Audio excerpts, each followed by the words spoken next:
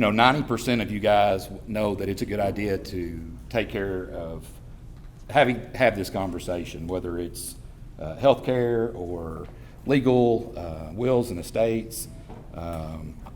Conversations with hospice are a little more focused right at the end, but everybody knows that it's a good idea. The problem is that only between 25 and 35% of you will follow through and have these conversations. So what we have come here today to try to talk to you about was start a plan. Have a plan for the end of your life so that your family's taken care of. That's, when people come into us and they come to start to prearrange their cremation, their funeral, that's the first thing and the only thing that they all say is that they're trying to do the best they can for their family. And it makes a big difference, after the children have lost a parent or a wife's lost a husband or vice versa, knowing that those decisions have been taken care of, that conversation's already taken place, and there's a plan in place, allows a lot of peace of mind. It allows families to focus on themselves and begin to heal through the process of the loss of a loved one. So what is a prearrangement? Well, any written instructions would constitute a prearrangement. They don't necessarily cost anything. It's just making your wishes known. From a general, cremation or burial, all the way down to music and pallbearers and which pictures you want for the video and that sort of thing. They can be as general or as specific as you want them to be. In 2016, the Commonwealth of Kentucky, the Office of the Attorney General, came up with a funeral planning declaration. It's this blue form. I would encourage each of you guys to pick one of these up today.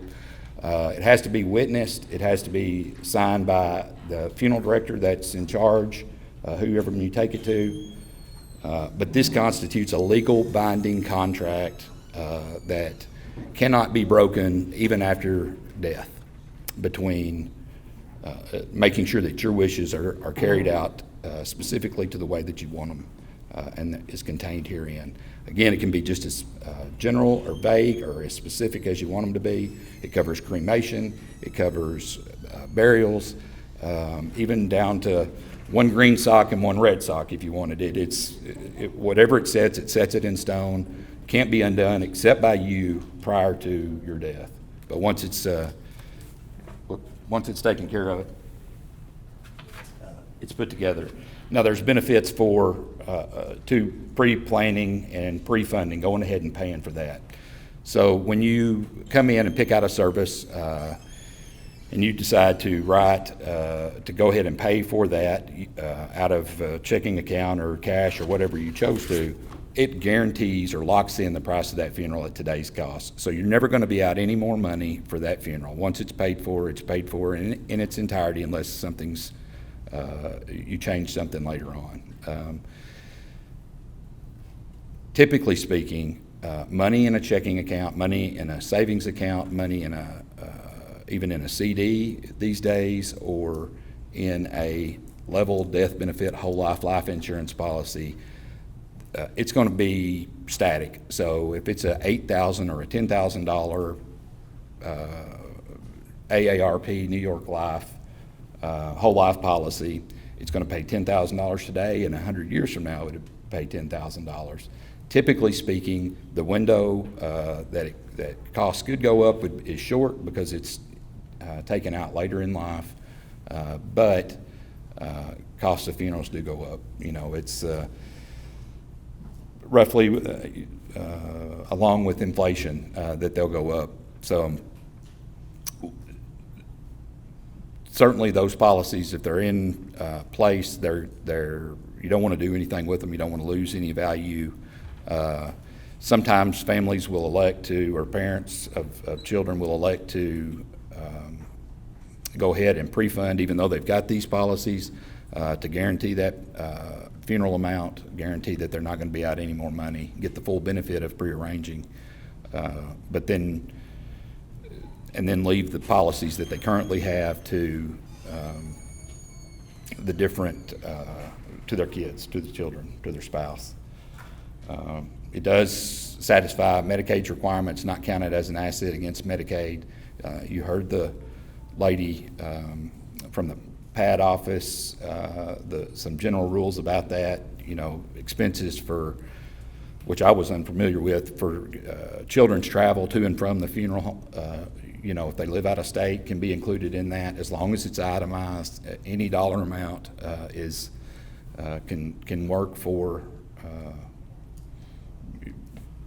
can be prearranged as long as it's used for that purpose and it's itemized ahead and given to the social services office locally. I did want to thank Carrie. I wanted to thank Charlotte, the PAD office, everybody that came here today, Mark. This was Sammy Cunningham's idea of putting this together. We've had several people just in the past week come into the funeral home and make their prearrangements based on word of mouth that is gone out from this, and just sort of a buzz that's been generated from the conversations people are having. The trick is in all of these things to don't let it end here. Let this be the point from where you begin. Have those hard conversations. Yeah, it's going to be uncomfortable in the first time it's talked about, but as you know, with anything, the more that you talk about it, the more that there's an understanding between families, between spouses, the easier those things become to talk about, and they sort of lose their power. And they allow people to begin the process of coping with or dealing with the death of a loved one prior to their death, so that and don't misunderstand me, when death comes, it's always a shock and it's always hard. But having some of these things in place lessen its impact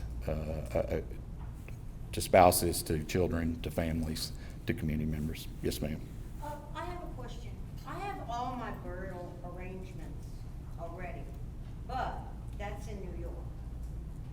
And I'm wondering, my options now is, I'm being cremated.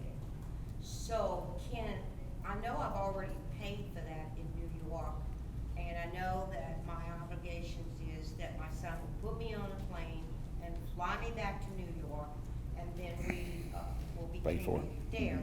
But in order to avoid that, for less stress on my one son, is there possible that I can be cremated here and avoid all that body flying back to New York or whatever? But I already know I have paid for that through the memorial services where everything has been paid for. So those things are completely and fully transferable.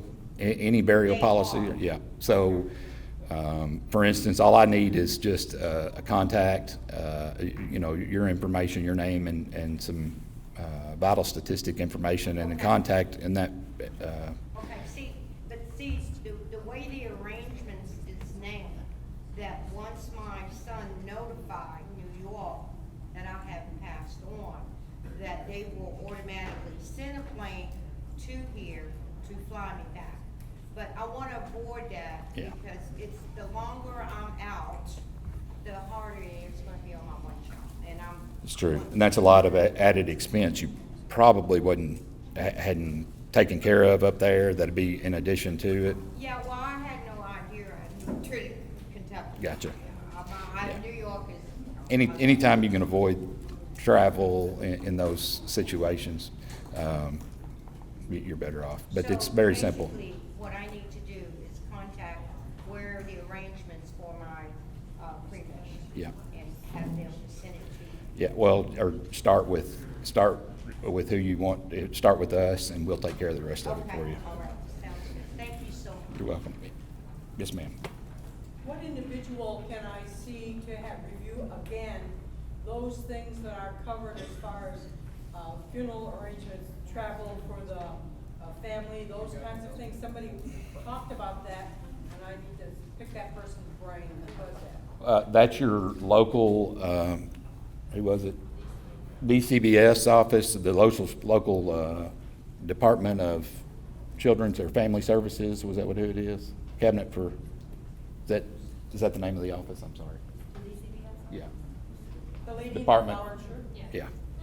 So, Thank you so much. yeah, contact them, and as long as it's itemized, I don't know if you guys know this, Medicaid's a 1,300-page document, the rules that lay it out. And each one of DCBS offices, even down to the individual social workers, have their own interpretation of these rules. So checking with that local office makes a lot of sense. Thank you. You're welcome. Yes, ma'am. I've got two questions. Okay. If a person's being cremated, does the body have to be in a casket?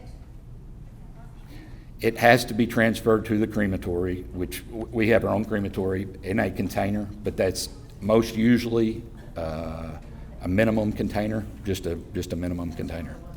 Yeah.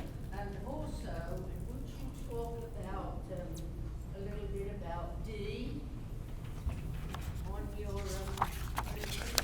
Similar to how the states define, or the legal definition of how next of kinship or heirship, so is custody of a human body after their death. And it falls first to the spouse and then to the children, and there's a whole order and protocol down through there. So D was donated. You have your body donated. My experience with them, I've had several people to come in to inquire about it. We've taken care of those, some for the University of Louisville, for the University of Kentucky. My understanding of this current situation is more and more people are choosing this option. So the University of Louisville Medical Center is not going to be at the expense of driving to Murray when they can get all they need within 60 miles of Louisville. And the same way with UK. If you came in and told me today that you wanted to donate your body, I would make calls, but my recent experience with it is I don't have anywhere to donate it to. Yeah, go ahead. What is a ballpark figure, not including urn or whatever, of full cremation? So you see them on TV. It's a moving number what cremation prices are. We try to be as competitive as anybody with the price in the area. Right now, our price for direct cremation without any services is $16.95, and that's for what you get for that. It's a pretty good deal.